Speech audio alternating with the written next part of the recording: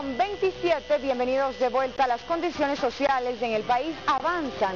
Solo en el último año 250.000 personas salieron de la extrema pobreza.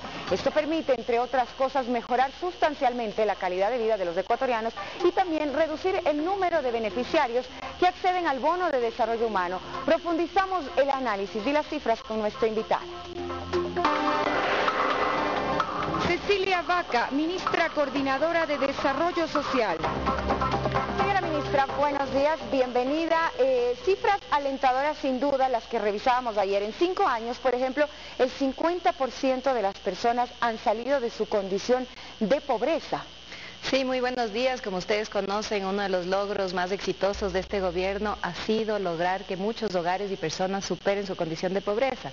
En términos generales es importante decir que hay varias formas de medir la pobreza. La pobreza por ingresos la hemos reducido, y esto es un cálculo que se hace con encuestas nacionales, del 37 al 25%. Pero además nosotros también dentro del Ministerio Coordinador de Desarrollo Social elaboramos un índice multidimensional de pobreza que nos permite ver la condición de los hogares y puntualmente la condición de las personas que se encontraban en situación de pobreza. Esto asertivamente nos permite decir que todas las políticas y el conjunto de políticas sociales han permitido que más de 1.100.000 personas, desde que se inició el gobierno, superen esta situación de pobreza, y entre estas alrededor de 600.000 personas pertenecían o vivían en sectores rurales, que también es importante ubicar que mucha de la pobreza se concentraba en zonas rurales. Actualmente, como ustedes conocen, la Estrategia Nacional de Erradicación de la Pobreza lo que busca es erradicar la pobreza extrema, y creo que por primera vez en la historia del Ecuador también estamos en un dígito de pobreza extrema que también es alentador, y eso nos permite ir hacia esa meta que tenemos, que es erradicar completamente la pobreza extrema. Meta que ustedes se la han impuesto lograrla para el 2017. Son alrededor de 250.000 personas que han salido de la extrema pobreza. Usted decía, sin duda, estos aciertos corresponden a una cantidad de políticas públicas que han sido aplicadas en el mismo tiempo. Pero, por ejemplo, ¿cuál, de acuerdo a su análisis, sería lo más importante que este gobierno ha hecho para poder lograr estas cifras tan importantes? Hay varios factores. Cuando uno analiza la pobreza de forma multidimensional, evalúa, por ejemplo, cuál es el gasto que un hogar puede tener en servicios como salud o educación. Recuerden que antes existían un sinnúmero de barreras para entrar al sistema educativo. Las familias tenían que pagar un bono de matrícula, textos escolares, uniformes. Todos estos rubros sumaban un gasto adicional a los hogares. Actualmente eso permite que todas estas familias también tengan un ahorro adicional que les permite mejorar sus condiciones y usar estos mismos ingresos en otro tipo de bienes de consumo básico. Además, entonces yo diría, las políticas de educación han sido muy efectivas también en lograr tener una incidencia en la disminución de la pobreza. Cuando uno analiza los servicios de salud, por ejemplo, al inicio del gobierno se registraban alrededor de 16 millones de consultas anuales en salud. Actualmente estamos superando los 38 millones de consultas anuales en salud. ¿Qué quiere decir esto? Que las personas tienen acceso a estos servicios, y en efecto esto genera una capacidad de ahorro también internamente dentro de los hogares. Uno de los determinantes más fuertes para medir pobreza y cualquier tipo de pobreza, ya sea por ingresos o esta pobreza multidimensional que te mencionaba, es el acceso a una vivienda propia, y en eso el gobierno ha trabajado muchísimo. Ahí hay varios indicadores que se utilizan para medir la pobreza, entre ellos el poder acceder a una vivienda propia y también el hacinamiento, por ejemplo, que es uno de los indicadores también positivos que tenemos. Hemos disminuido más de 10 puntos el tema del hacinamiento, y esto obviamente mejora todas las condiciones de vida de los hogares que se encontraban en situación de pobreza. Y de hecho, recordaba yo, hace pocas semanas entrevisté a Paulina Recalde de Perfiles de Opinión. Ella hacía un análisis de una manera de encuesta en donde salud y educación eran los rubros de calificación más altos que otorgaba la población a la gestión gubernamental precisamente en estos 7 años.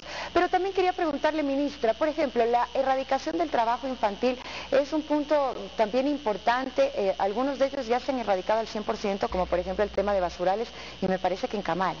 Sí, y de hecho ahora que mencionas el trabajo infantil también es uno de los indicadores que cuando se elabora este índice multidimensional se considera, ¿no? Entonces los años de escolaridad, el que uno pueda evitar el rezago escolar y el que uno pueda eliminar el trabajo infantil, obviamente son indicadores sociales que te permiten en efecto decir que una sociedad está mejor y que ha superado sus condiciones de pobreza. Y tal vez mencionar el empleo, obviamente es quizás la variable más sostenible en el largo plazo, de las familias que pueden tener acceso a un empleo digno, que están afiliados a la seguridad social, que tienen sus propios emprendimientos, pero también tienen ingresos que aseguran cierta estabilidad de ingresos en el hogar. Eso obviamente repercute positivamente en la situación de pobreza de un país.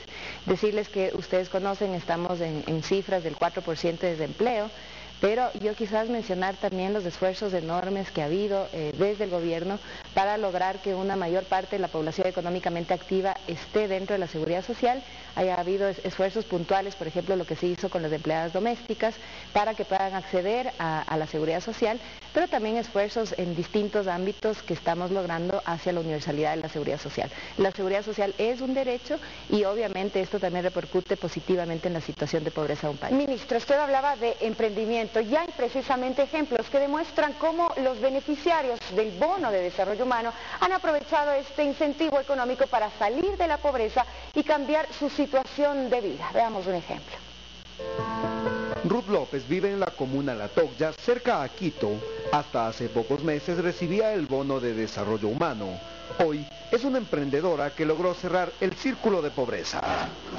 Decía, no, yo no me voy a quedar ahí, tengo que salir adelante, y Diosito me puso la oportunidad de coger el bono. Con el dinero que obtuvo del préstamo de desarrollo humano, compró máquinas de coser y montó una pequeña empresa textil. Hoy da trabajo también a sus vecinas. Dar más trabajo a muchas personas, eso es lo que quiero también, no solo quedarme yo, sino poder ayudar a las demás personas también, así como a mí me ayudaron. Ruth es parte del programa Hilando el Desarrollo del MIES, que incluye a los micro y pequeños empresarios en la confección de uniformes escolares. El IEX también nos hace un seguimiento para ver cómo vamos con nuestros talleres, nos asesoran, nos guían cómo vamos a invertir nuestro dinero. Como Ruth, aproximadamente 1 millón de hogares recibieron el bono de desarrollo humano en 2013. Estamos rompiendo el círculo de pobreza y desvaneciendo la profunda desigualdad que existía en nuestro país. Esta iniciativa gubernamental permitió que entre el 2008 y 2013 el 50% de la población salga de la pobreza. Y en el último año, 250.000 personas dejaron de ser extremadamente pobres. El principal compromiso de nuestro gobierno es no detenernos hasta que todo niño, toda mujer, todo adulto mayor que se encuentre en extrema pobreza supere esta injusta condición de vida. Sueños que se cumplen, hogares en franca prosperidad y un Ecuador encaminado hacia el buen vivir.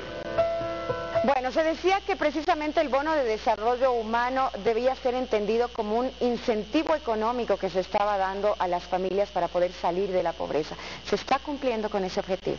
Sí, además es importante mencionar, y el ejemplo que ustedes usaron es excelente, en realidad de las familias que reciben el bono de desarrollo humano también pueden acceder al crédito de desarrollo humano. La idea con el crédito de desarrollo humano es que en efecto tú puedas vincular a estos hogares que se encuentran en una situación de pobreza a una actividad económica que les permita tener esa sostenibilidad de ingresos, ¿no? Ahí hay el ejemplo de Hilando el Desarrollo, que ha sido uno de los más exitosos, donde a través de distintos ejemplos de emprendimiento asociativos se ha logrado agrupar a varios hogares que en este momento pueden tener una actividad productiva. Ahora, lo importante también es citar esta reducción de la pobreza y extrema pobreza con el tema del acceso al bono de desarrollo humano. Supongo yo que la situación económica, al ir mejorando socialmente en el país, permite que personas que tienen en este momento el bono de desarrollo humano puedan prescindir de él.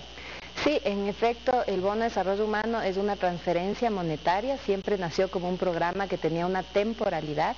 La idea es ir evaluando esos hogares que han superado esta condición de pobreza extrema y en efecto ir evaluando cómo se les va vinculando a todos estos hogares y personas actividades productivas. Por eso hay que recordar que el país tiene dos grandes estrategias nacionales, la erradicación de la pobreza y el cambio a la matriz productiva. Idealmente lo que nosotros tenemos que conjugar es cómo esas personas que han ido superando esta injusta condición de vida que es la pobreza, se han ido vinculando a actividades productivas, actividades económicas que les permita tener una sostenibilidad y una vida digna, que es lo que todos buscamos en el país, ¿no? Ahí es importante contarles que tenemos varios esfuerzos que estamos trabajando conjuntamente con el MAGAP, con el Ministerio de Industrias, con distintos sectores que nos permitan ir haciendo estos vínculos y siendo muy efectivos no solamente en lo que implica el acceder a los servicios como educación, salud y todos los servicios de cuidado que tenemos desde el Ministerio de Inclusión Económica y Social y obviamente a la vivienda, sino ir además dando ese salto que es hacia la empleabilidad y lograr que en efecto todos estos hogares puedan tener acceso a empleos dignos, a emprendimientos, a distintas iniciativas que también están muy vinculadas a la economía popular y solidaria. ¿Salto que se está dando ya en estos momentos? Sí, claro que sí. El ejemplo que ustedes han expuesto es un ejemplo. Yo conozco varios emprendimientos que estamos trabajando alrededor de empresas que realizan la limpieza, los servicios públicos, por ejemplo, que también han logrado asociarse entre varios hogares y brindar estos servicios. En fin, podríamos hacer un análisis de distintos emprendimientos que han surgido a partir de estas oportunidades que se dan desde el Crédito de Desarrollo Humano, que se vincula también al Instituto de Economía Popular y Solidaria, quien también asesora y acompaña a estos hogares para que puedan tener emprendimientos efectivos. Y vincularlo, ministra, también a lo que usted decía, el cambio de la matriz productiva, porque quizá este es un concepto que todavía no es muy bien entendido en el país. Cuando hablamos del cambio de la matriz productiva se pensaría que es el tema de las hidroeléctricas y demás, pero también esto podría generar, o de hecho va a generar empleo digno en el país y les permitirá a muchas de estas personas, supongo yo, en determinado momento salir de su condición de pobreza, acceder a un empleo y ya no necesitar, por ejemplo, se me ocurre pensar el bono de desarrollo humano. En efecto, digamos, una de las condiciones, por ejemplo, que permite que un hogar supere una condición de pobreza es que uno de los miembros del hogar acceda a la educación superior. Ustedes conocen que, por ejemplo, muchas de las becas que otorga el CENESID también se han focalizado en hogares que son receptores del bono, ¿no? Este indicador, aunque no lo crean, es un factor determinante en la situación de un hogar en pobreza, ¿no? Porque esto quiere decir que esta persona que en este momento tiene mejores capacidades, también va a tener mejores oportunidades de empleo. Y esto, en efecto, tiene ya una incidencia en la condición de pobreza de ese hogar. Pero lo que tú manifiestas, en efecto, es cierto, tenemos que hacer ese vínculo, insisto, entre lo que implica acceder a todos los servicios que te permiten a ti mejorar tus capacidades y tus oportunidades, pero a la vez vincular a todos estos procesos dinámicos que tenemos dentro del sector productivo, que tienen que vincular y priorizar justamente a este grupo que requiere dar ese salto para superar definitivamente esta situación de pobreza. Ministra, Ecuador, lo leí ayer, es de ejemplo en El Mundo, en un periódico electrónico, Ecuador Inmediato, se relataba, por ejemplo, que en Santiago de Chile se está realizando en este momento un seminario de la CEPAL, en donde se está analizando precisamente el caso ecuatoriano de los avances sociales que se han dado en estos últimos 7 años. Sí, bueno, en Ecuador ha sido, por ejemplo, muy efectivo en redistribuir la riqueza, ¿no? El índice de Gini, que es el índice que te permite medir si una sociedad es más equitativa. El Ecuador bajó del 0,55 al 0,48, mientras una sociedad más se aproxima al 1, quiere decir que es más inequitativa, mientras más se aproxima al 0 es más equitativa. Ecuador en este momento se encuentra en el 0,48, es uno de los países de la región que mejor equidad tiene en este momento. Creo que el país que mejor se ubica es Uruguay, que tiene 0,38, pero obviamente hay que considerar que Uruguay lleva un proceso mucho más largo y además también tiene una población de 3 millones de personas, ¿no?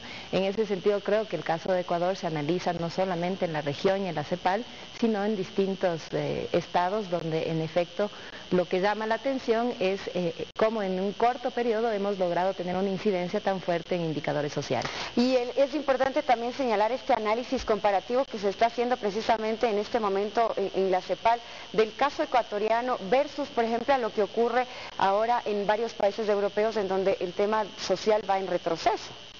Sí, por lo general muchas veces, y lo que ha pasado en la crisis en Europa es que los sistemas que han sido afectados son justamente los servicios sociales, ¿no?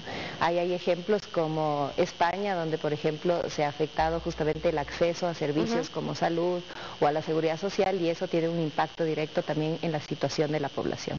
¿Cuáles son los retos entonces, ministra, con todos estos avances que se ha dado, sin embargo todavía hay mucho por hacer? Bueno, seguir trabajando sin parar por erradicar la pobreza extrema, eso lo he mencionado también en el informe de la Nación.